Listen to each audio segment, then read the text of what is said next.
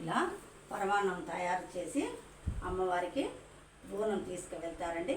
కొంతమంది పసుపన్నం కూడా తీసుకువెళ్తారట. నాకైతే ఎప్పుడైనా వాళ్ళు అక్కడ ఇలాగే చేసేవాళ్ళు పరమాన్నంతోనే. నేను కూడా ఈసారి అలాగే తీసుకువెళ్తున్నానండి.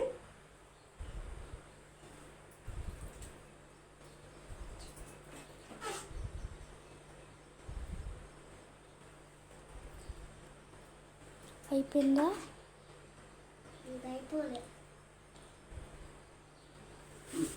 అయితే ఒకసారి చూపెడతారు.